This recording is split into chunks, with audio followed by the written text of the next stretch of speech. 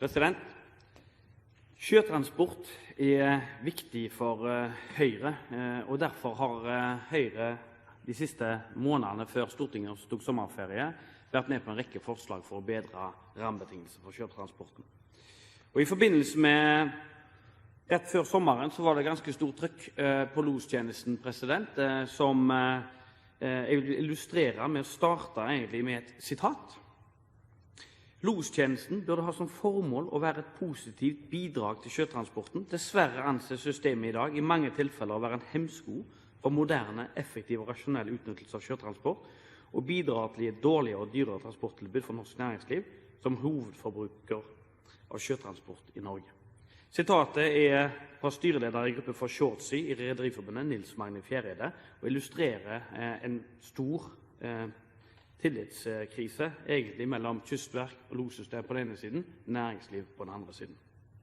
Jeg leverte interpellasjonen inn i juli 2011. I mellomtiden har det vært sommerferie. Jeg har vært i pappaperm tilbake igjen denne uka, og dermed har statsråden hatt god tid til å tenke gjennom et svar. Og jeg registrerer at du dermed for nøyaktig en uke siden, helt sikkert tilfeldig, siden det skulle være en interpellasjon om temaet i dag, kom opp med at statsråden ønsker å sette ned en NOU nettopp for å se på en helhetlig gjennomgang av lostjenesten. Det vil jeg gratulere statsråden med, og dermed så ønsker jeg å vri noe av vendingen i interpellasjonen, som var i ferd med å ha en kritisk innfallsvinkel til regjeringen, til nå hvordan skal man bedre forholdene. Fordi, hvis vi ser på hva Høyre og Frp har gjort, så det ikke så lenge siden statsråden var i denne salen og anbefalte Stortinget å stemme nei til følgende forslag. Stortinget ber regjeringen gjennomføre endringer i lostjenesten med sikte på å redusere antall losinger og reduksjon av avgifter og gebyrer knyttet til pålagt lostjeneste. Stortinget peker spesielt på muligheten for å forbedre ordningen med farledsbevis, og Stortinget legger til grunn at tiltak ikke øker risikonivået. Fremmet av Fremskrittspartiet og Høyre, stemt ned av de øvrige partiene. Dermed så synes jeg det er bra at statsråden og ettertid kommer tilbake til Stortinget, ellers selv om vi ikke har gjort det enda da. Men i hvert fall varsler Stortinget at det kommer noe. I dag er det sånn at skip over 70 meter er pålagt kystlos, og sjøtransporten betaler over 500 millioner kroner i året for denne, og tjenesten er fullt ut brukerbetalt. Losforskriften som ble gjeldende fra 1. januar i år, har flere rapportert om forverret vilkår for seilaser med farledsbevis, til tross for at målet om at flere skulle bruke farledsbevis, færre skulle bruke los. Flere aktører hevder at vanskeligheter med å få utstedt bevisene, og stadig endringer av reglene ikke har noe med sjøsikkerhet eller miljø, men at det er en pågående arbeidskamp om å sikre arbeidsplasser. Og så lenge ordningen er 100% brukerbetalt, så har du ingen kontroll på dette, fordi da har man et system som oppfordrer til økt bruk. Formålet med min interpellasjon i dag, det er da en debatt med statsråden for å legge til rette for økt bruk av farledsbevis i stedet for losplikt, og samtidig en mer god debatt om sjøtransport.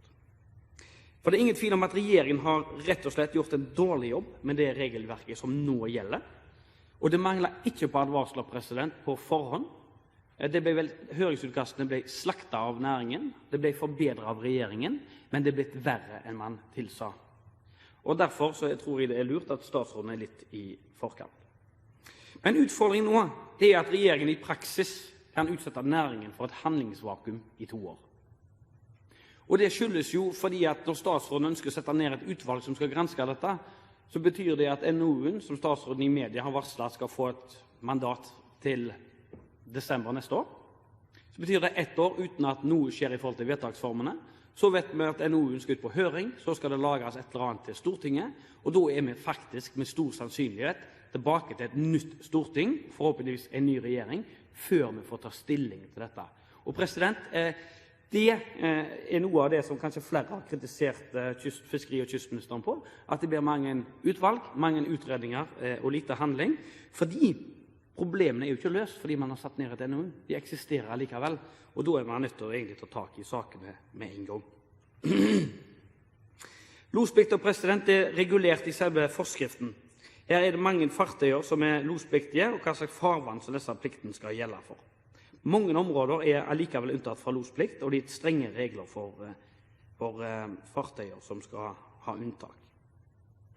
Farledsbevis er geografisk avgrenset, gjelder for ett skip eller flere skip, og fra nyttår, som sagt, så ble den nye forskriften gjort gjeldende, som da ikke har fått den effekten som egentlig alle har håpet på.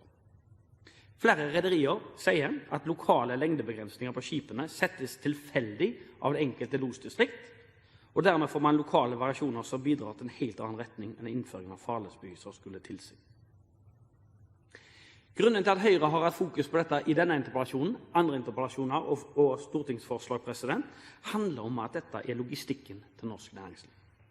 Høy navigasjonssikkerhet er selvfølgelig viktig, og lostjenesten er et virkemiddel for å opprettholde høy navigasjonssikkerhet sammen med en rekke andre tiltak.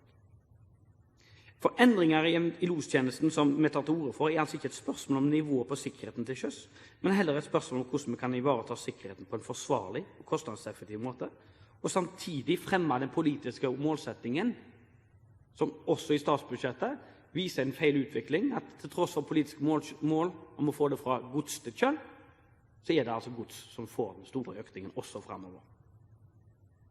Hele losordningen må derfor vurderes opp på den enorme utviklingen som de senere har skjedd innen navigasjonssikkerhet, utdanning, trening, teknisk utvikling, sjøtrafikksentraler, forbedring av fyr- og merkesystemer som nå kommer. Brukerne av los- og sjøtrafikksentralen betaler i dag over 640 millioner kroner for dette, og det er store kostnader som kunne vært innspart. I Sunnmørsposten kunne vi i 1. juli år lese at Kystverket og losvesenet ikke lenger kunne levere bekreftet bestillinger fra cruiseskip. Bekreftet bestillinger som får gjerne et år i forveien, så at de kunne komme, som medførte forsinket ankomster, kansellering av anløp, økonomiske tap for rederier og næringsdrivende i reiselivsnæring på land i Distrikts-Norge. European Cruise Service dokumenterer 11 tilfeller av ikke møtt los på 12 dager i juni. Til tross for at lostjenesten er dimensjonert og organisert ut fra behov og forventet utvikling, og 100% brukerbetalt. Hvis man har for mye å gjøre, som var noe av begrunnelsen fra losene, og en konflikt med arbeidsgiver Kystverket, så vil kanskje en stor økning i utstedelse av farledsbevisene bidra til å løse problemet for alle parter, og det var hele hensikten. Og da er det underlig at det er motsatte som skjer. Haugland Shipping i Haugesund ser den nye losforskriften som har vært gjeldende, og fått en kraftig forverring i vilkårene for seilaser med farledsbevis. Kapteiner som tidligere har sluppet at los med seg ombord, får nå kravene på seilaser som er svært kjente. Og denne ordningen med spesielle vilkår og begrensninger blir ansett som en bevegelig regel i Kystverket som endrer seg med ujevne mellomrom, uten informasjon til skip, rederier, havner eller andre, men gjemt bort på nettsidene til Kystverket.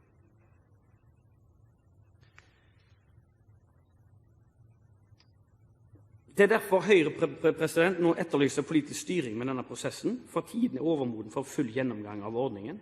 Det er lenge siden sist, mye har skjedd, og regjeringen starter nå med en NOU.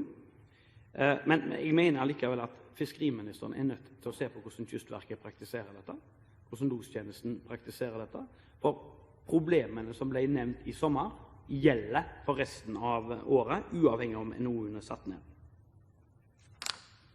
Det Norske Veritas ble engasjert for å gjøre en gjennomgang av lossystemet for noen år siden.